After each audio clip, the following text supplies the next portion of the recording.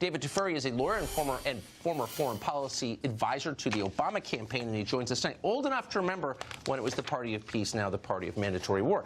So I'm just wondering, why shouldn't we have a debate about Article 5 in NATO, which obligates the United States and all members of NATO to defend the interests of other states? So why should we be on the hook for the territorial integrity of Estonia and Latvia? Seriously.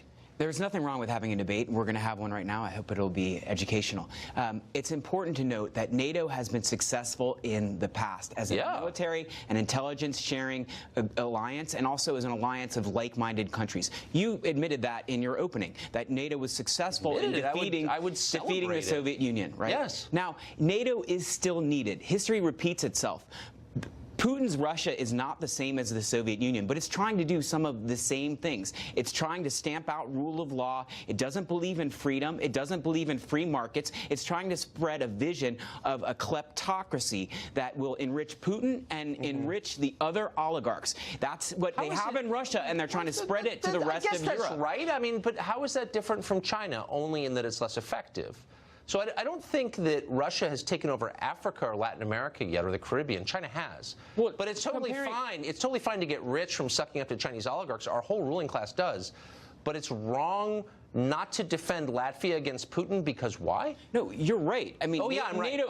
NATO is also an alliance that's aligned against China in many ways as well. Really? So what's comparing Russia to China doesn't somehow make what Russia's doing okay. No. What you're describing, you're trying to explain why it's in America's vital interest to start a nuclear war to defend Latvia. No, I did not say that. Well, that's what we'd be obligated to do. It's in America's vital interest to defend other countries around the world that are trying to become democracies, that are trying to promote freedom, that are trying to promote individual rights. They're trying to protect human rights and, most importantly, protect rule of law. That's what Latvia, the other Baltic states that have joined NATO successfully are doing, and we should encourage that by extending that security umbrella to them, which is what NATO has done. So in other words, our kids get to die for Latvia because it somehow protects the rule of law for them to do that. And I'm just asking, does the average American understand that we're on the hook for this? I think that's a real question, which is trying to be ignored. They're trying to shut down the conversation. You have to look at history. If Latvia and the other Baltic states fall to an aggressive Russia, ultimately other countries in Europe will fall. And ultimately, it will come back to us anyway, just like World War II. It's these same arguments people made against in favor of not doing anything against Germany and the Nazis in World War II. The exact same argument you just made is what pacifists argue. I'm not actually making that argument. Yes, you are. The Nazis don't exist, and neither does the Soviet Union. I'm making an argument rooted in 2019, which is where we are right now. And I'm interested, very interested, since you brought it up, in what Western European countries do you think are at threat of being invaded by Russia?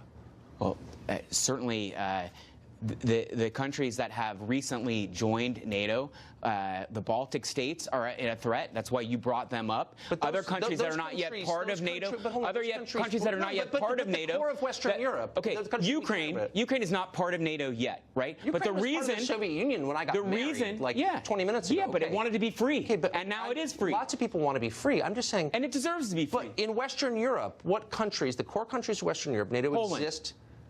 Poland is not a core country in Western Europe. Not to bring you back to, and I like Poland. Okay, so you're willing to cede all of Eastern Europe, I'm not willing to cede even the countries like Poland that are allies that are part of NATO, and say we should only protect Western Europe? I'm asking you sincerely, once Eastern Europe goes, then Western Europe is threatened. Okay, so you think there's I just want to, we're almost done. You think there's a plausible threat within our lifetimes of, say, the UK, Germany, Belgium, Liechtenstein, Switzerland, Spain, Portugal, being invaded by Russia? I am not saying that, but what I'm saying is if all of the other countries in Eastern Europe, including the ones that have joined NATO, fell, then of course the next frontier for Russia expansionism would be Western Europe. Right. So first they came for obvious, Latvia. I think. Yeah. Not obvious at all to me, but keep trying. Great to see you, David. Thank you. Thank you. Christian Whitten was the State Department senior advisor for the